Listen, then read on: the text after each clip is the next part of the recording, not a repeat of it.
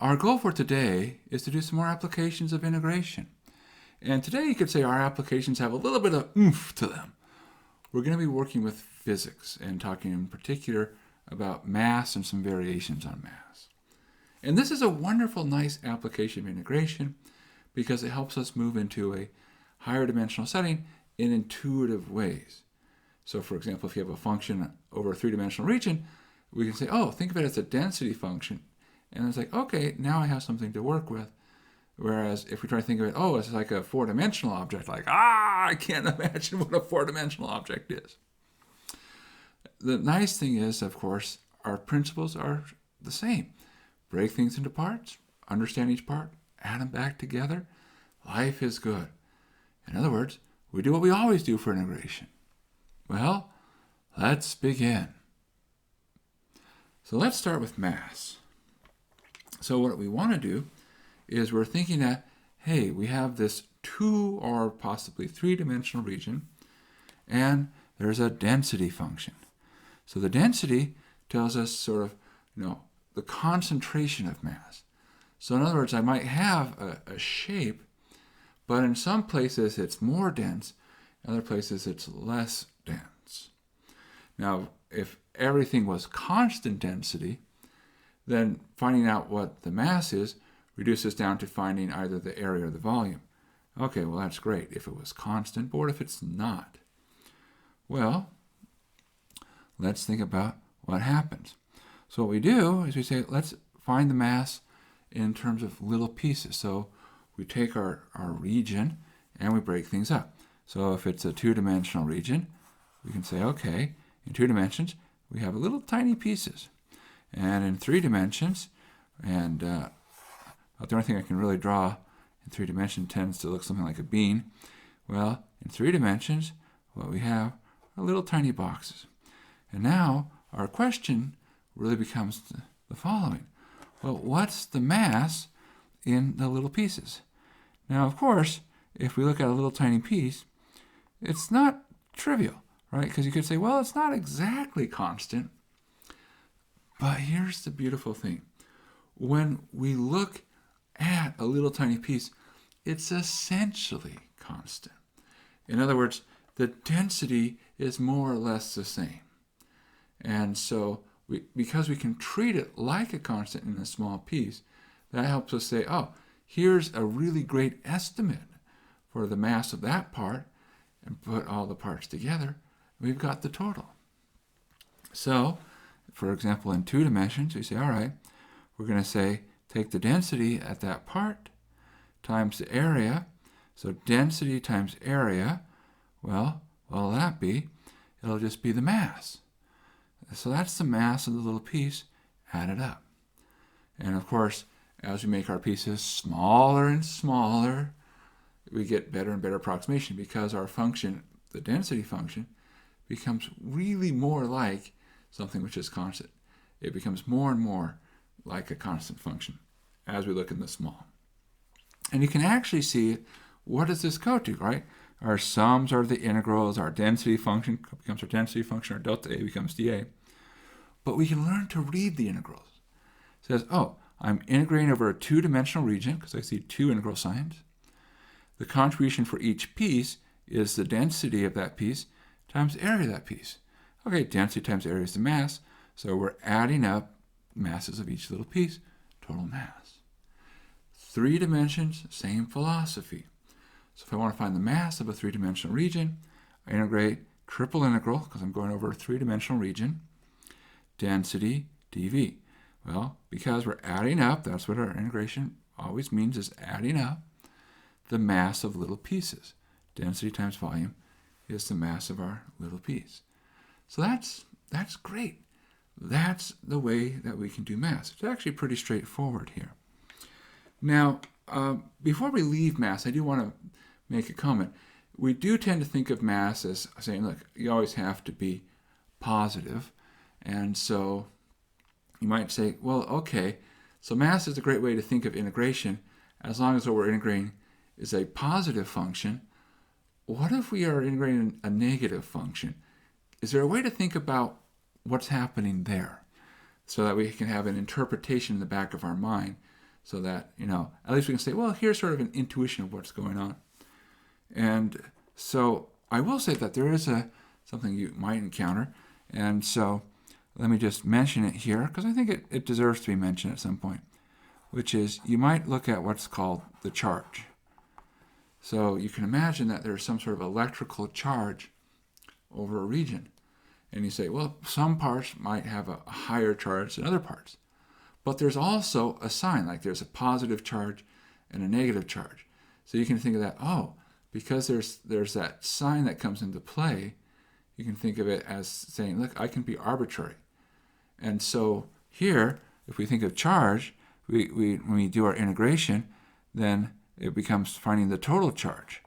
So in essence, you can almost think of charge as like a assigned mass problem, where it says, we can allow ourselves to have positive and negative mass. So if you're looking for some sort of intuitive way to say, I have a function which is both positive and negative, how can I think of it? That's a great way to do it. On a side note, if we do have a function which is a density function, it should be properly greater than or equal to 0. And if you are integrating a function which is greater than or equal to 0 over some region, what should be true? You should end up with a positive number. So it's kind of a built-in check. So if you're finding the mass of a region, and we're thinking of mass in the traditional sense, and you end up with a negative number, don't just be like, whatever, move on. Be like, no, this shouldn't have happened. Let me go back and check my work, because I don't want to be wrong. I want to be right. All right, so there we go. All right, so we have the notion of mass. All right, that's pretty straightforward, no big surprises. Where can we go from there? Well, let's take a moment to think about it. All right, so where we're going is what are called moments. Now, what is a moment? Well, in essence, it's a measurement in some sense of a turning effect. So you can imagine you're turning your region around some particular location, and you ask the question, okay, what's the moment? All right, what is it? Well, moment is really mass times distance. That's what it is. Now, you have to ask the question, distance to what? See, when we talk about a moment, moments are relative to something. Now, relative could be relative to a point, relative to a line, relative to a plane. In other words, we're turning around some object, and the question is, what's the moment? All right.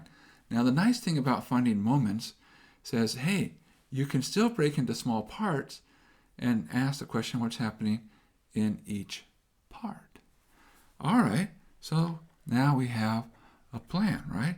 We're going to do the same thing we did with mass, break things up into pieces, understand each piece, and life is good. Now, what do you get? Well, the moment, it's the sum over the pieces. That's what these sums indicate. You're breaking things up in little tiny pieces. There's a little tiny piece here. And then it's a distance and a density. Now, the distance depends on where are you taking your moment with respect to. So there's a lot of different possibilities. We'll discuss some of them in a few minutes. And of course, our density, dA, is what? Well, our density is really our mass. Say, so it's distance times mass. Perfect. So distance times mass, add them up, that's our moment. Now, before we go on to talk about the different kinds of moments that you might encounter, it's worth the pause to say we are using the term distance very loosely. So when we say distance, we really mean distance. And why? Because it can be positive or negative. A better word is location. So in other words, we say location relative to something. So I might be, depending upon my orientation, if this is 0, I might say this is the positive direction, this is the negative direction. And I say, okay, well, if I'm here, that might be distance 3. If I'm over here, might be distance minus 2. So just keep in mind that we do want it to be a negative. It's actually a location. So that's an important thing to understand. All right, so what are some possible moments that we might encounter? It all comes down to saying, what are we taking it with respect to? So let's do our possibilities. So in 2 dimensions, we tend to focus on 2 moments. And what we do is if we have our region in 2 dimensions, we say, okay, what we're going to ask is how do we go relative to axes? All right, so you can imagine we have a little piece, and we say, all right, how far away are we? Well, if we want to know our distance, say, down to the x-axis, and you might say, why? And my response is, well, because we need to know, right? No, because that's the distance. Y measures how far away you are from the x-axis, and the distance to the y-axis is x. It's sort of this counterintuitive. It's the opposite of what you think, but once you get the hang of it, it's not so bad. So what's going on? Well, when we talk about the moment with respect to the x-axis, we're going to have the distance with respect to the x-axis is y. So we get y, which is distance, times density, dA. And here, with respect to the y-axis, distance is x, so times density dA. So the thing to remember is you kind of have this sort of counterintuitive, oh, when it's m sub x, you really have the integral on the inside is y. When it's m sub y, oh, the inside part is really actually secretly x. And you're like, what? But then you're like, oh, yeah, because these subscripts are referring to locations relative to something, and x and y are telling you how far away you are from that particular something. Okay, so that's in 2 dimensions. But we're going to go to 3. All right, so what's happening in 3 dimensions? Well, we just draw our shape, and in 3 dimensions, we have to say relative to what? Now, there are choices, right? Because we could talk about relative to an axis, we could talk about like relative to the origin, but we're going to do the following, which is we're going to take our shape, in our case, our solid shape, which will look very suspiciously bean-like. That's because that's the only solid shape that I can look that makes it, I feel at least looks like a 3D thing. And say, okay, look, here's our little piece here. And now we're going to look at the axes, the planes. The planes are where the moments occur. So there are 3 planes in particular. The xy plane, well, that would be where? That would correspond to z equals 0. Think of it as the floor. So if I want to know the location relative to the xy plane, then the answer to that is z. So this part down here, this is the xy plane. All right, so that says the moment with respect to the xy plane. So the subscript here is telling you what is it with respect to, and then you have to think of, well, what's the distance? And it's z. And in some sense, it kind of follows the pattern, right? Because notice here, it's like, well, what variable is not there? You know, here, it's like, I don't see the x, okay, put the x here. Here, I don't see the y, so it goes there. Here, like, well, we're missing z, goes there, right? So that's one way you can think of it, if it helps. But really, just remember, the subscript here tells you what you're taking it with respect to. Then you have to say, okay, what's the distance? And then everything else works out the same. Now, that's, of course, one possibility. There are a couple more we should mention. If we go to the xz plane, well, if you think about where you have your x, your y, and your z. So the xz plane is this plane here. It's one of the walls. So that would be this distance, and it is y. So the moment with respect to xz, integration y times density dv. And finally, well, the last plane, okay, no surprise, it's our yz plane, and that's our other wall. And so we can sketch that in the background here. So this is our YZ plane, and that distance will be x. So we say, okay, our moment with respect to the YZ plane is, of course, integrating x times density. Okay, so now you know how to take moments, and you can generalize this to any setting. You can go, in theory, if we had higher dimensional things we had to find moments for, we could do it because we understand. We integrate distance times density, d, whatever. Now, since we have moments, it's a good time to also talk about finding our center. We got to center ourselves. Well, by that, we're really going to talk about center of mass. Okay, where's that? Well, one way people think about center of mass, it's like the balancing point. It's like, okay, imagine that we sort of put our finger right underneath a location so that the object would not fall to one side or the other side, but somehow be perfectly flat. So it's the center. Now, you have to be careful about the center of what, right? Because it doesn't mean it's like the halfway point. What it means is that somehow the forces on both sides, because there's a mass on one side, it's like, oh, I should be pulling down this side.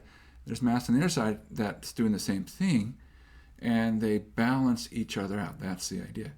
Now, of course, if you move a mass further out, it tends to tilt things in its favor. So that's why when you have a center of mass, it's not just saying where is, half the mass on one side, half the mass on the other. That's not what the center of mass means. It's where do you put it so that the balancing forces exactly level out. Okay, so that's the idea. Now, I like to think of center of mass, and I think this is a great way to do it. I'm biased, of course, but, well, I hope you pick up some of my biases, not all of them. And what do you see is that one way to think of it is a weighted average. And so we're going to take our shape and we're going to say, look, we're going to average out our location, but when we average, some parts are going to be higher weight, right? Because there's more mass at this part. Okay, that should get more attention than a place where there's less mass. So you have to sort of keep in mind, you should say places with more density should get more attention than places with less density. Now, here's a very simple rudimentary example. And suppose we have some weights. There's 3, 2, and 9, and they're located at 0, 4, and 10. So this is just a simple one-dimensional picture to get us thinking about what's going on. And I want to find their center. Now, let me now give it in a different setting. Suppose I had the following. There's a quiz. And on this quiz, there's a possible 10 points that you can get. And there are a total of 14 students. And 9 of the students, they did great. They got 10 out of 10. 4 students, they struggled a lot. 2 students struggled a lot. They got 4. And 3 students didn't even take it. They got 0. Okay, so you have these 14 students. We have their scores, a bunch of 10s, a pair of 4s, and a couple of 0s. What's the average score? Right? How do you find average? Well, you could say, okay, add up all the scores and divide by how many quizzes there were. That's the average. Another way to do it is to say the following. Well, look, I'm going to take how many students got a particular score times that score. So like 9 times 10. And then here, 2 and 4. And here, 3 and 0. And then that's really the same as like adding up all the scores and divide, of course, by how many got each particular one, 9 and 2 and 3. And so we end up with 98 over 14, which is 7.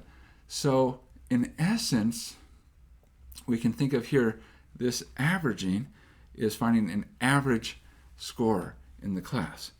And so if you look, where is 7? Well, it's over here. Now you'll notice it's not the halfway point. It's not, oh, there's a 5 would be the halfway point between 0 and 10, right? And why is it not the halfway point? Well, because of those scores way on out, they really are like pulling down a little bit. And because they're so far out, they really pull the average down. But the philosophy, it's reasonable. So what we're going to do is we're going to take an average. And so how do we think of our average? Well, we're going to add up in the denominator, it's our individual masses. So it's like, okay, downstairs, it's the sum of the masses. All right, upstairs, it's the mass times the value, which is really the location. And so location times mass. We say, wow, wait a second. What is that? Well, it says, look, I'm really integrating an x times density, dA, downstairs, it's integrating density. And we look at that and say, hey, hold on a second. This is something we recognize. See, the top, that's a moment. And then the bottom, that's a mass. So we say, it's a moment over a mass.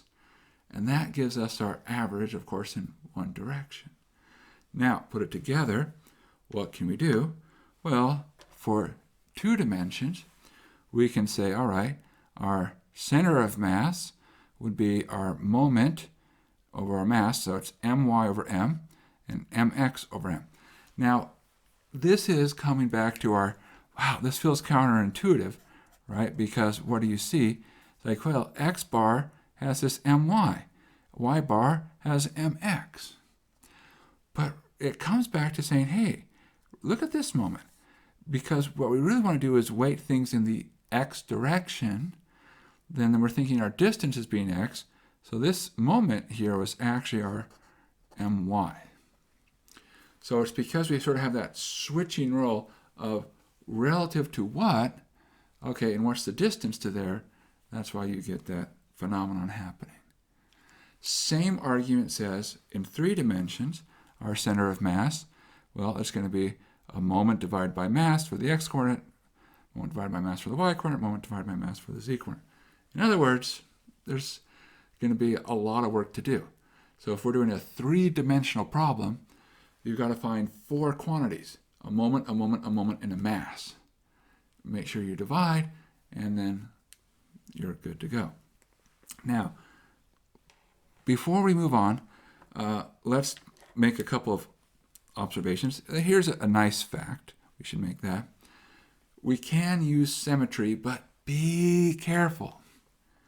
Because when we talk about symmetry, there's 2 things to keep in track of. There's the shape and there's the density. So it's possible to be symmetric with respect to one, but not the other, in which case you don't have symmetry. So a very simple example is take the unit circle. So here's the unit circle. And we say, wow, super symmetric, right? Yeah, it is super symmetric, if I can spell circle. And because it's so symmetric, you'll be like, oh, tons of symmetry. But now our density is 1 plus x. Now what does that tell us? Well, it says that as we go from left to right, on the left-hand side, it's very sparse, but as we move over, it gets very dense. So if we were to think of it as shading, so going from left to right, we go from less dense to more dense. All right, where's symmetry here? Can you see it? Well, when we talk about symmetry, what we need to do is you can imagine taking your shape, lifting it up, turning it over, putting it back down, such that, 1, the shape is still the same shape, okay? So in other words, it's going to have the same shape. Now with the circle, there's lots of ways. You can turn it in all sorts of ways. 2, this is important, the density looks the same. And now we say, aha, for this particular region, with this particular density, there's a line of symmetry.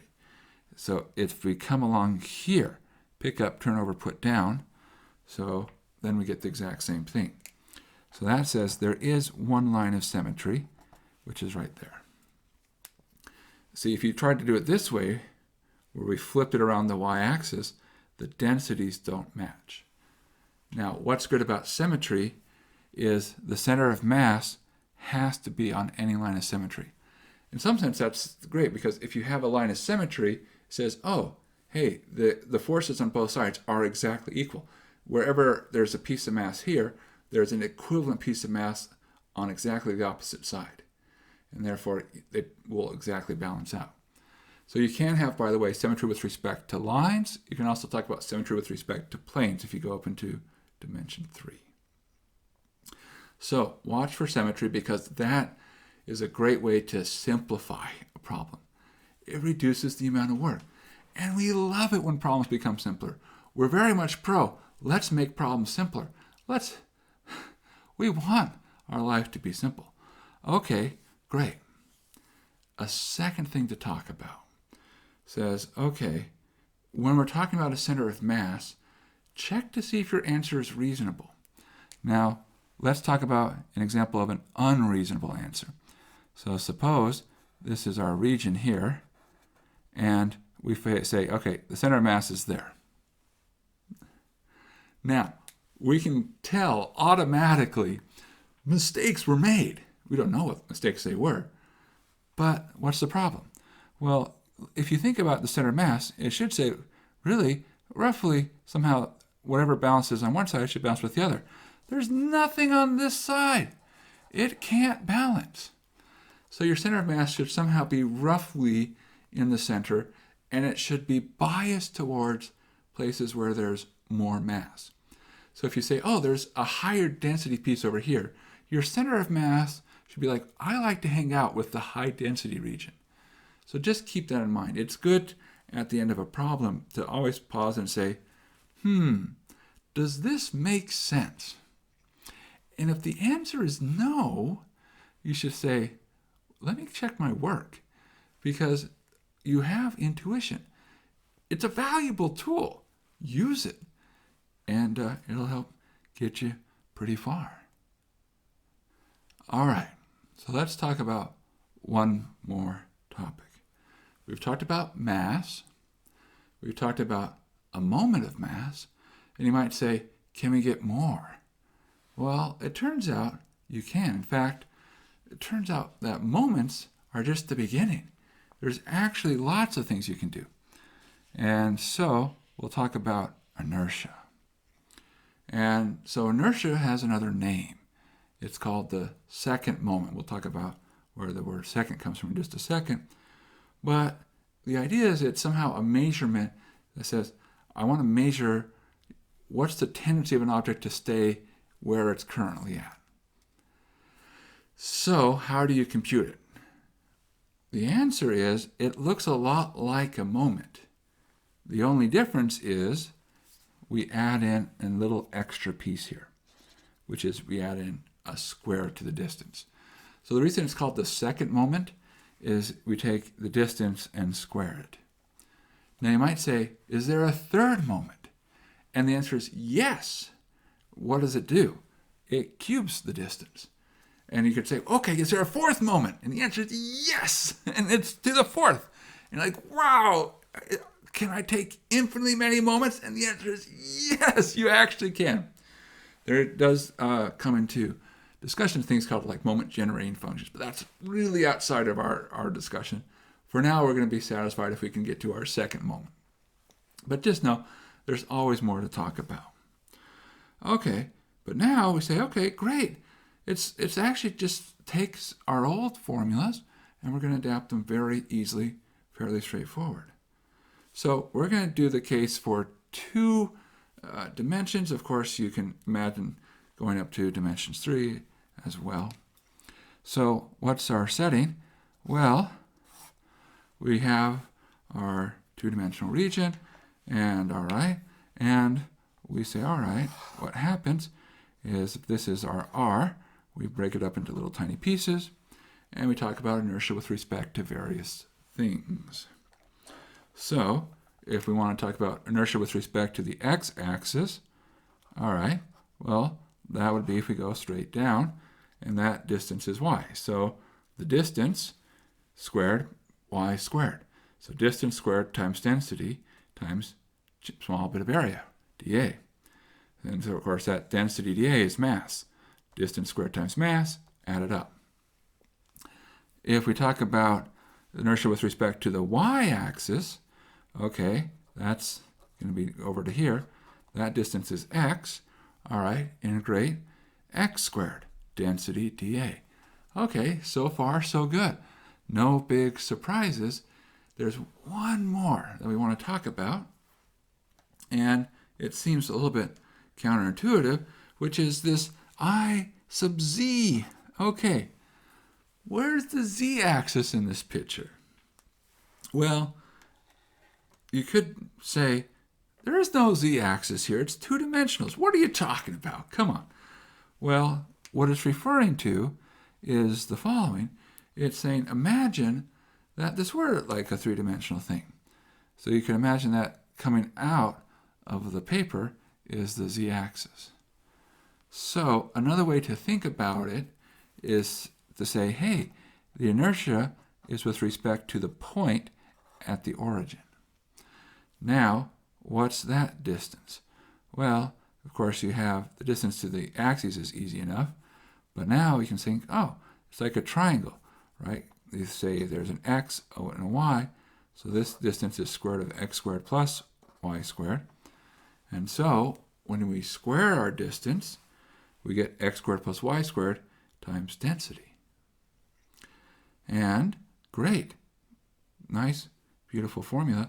But notice we have wonderful things called, we can distribute. So we say, oh, look, this is really the integral of our region, x squared times density plus y squared times density, dA, because I can just imagine distributing the density through, which is really integral over our region, x squared density dA, plus the integral of our region, y squared density dA. And now we're like, wow, fantastic. These are things that we've seen before. So the y squared, that's I sub x. The x squared is I sub y.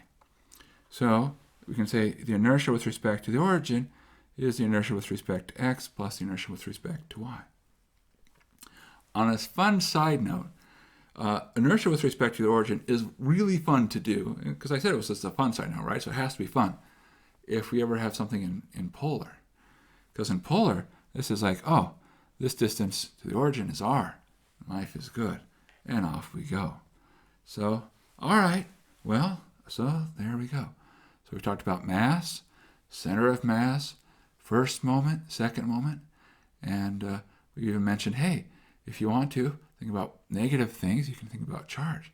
So there's lots of things that can go on where we use integration to answer questions that arise by physics.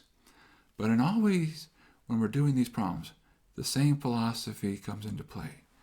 Take what you're looking for, break into small parts, figure out what's happening with each part, put it all back together, and there you go.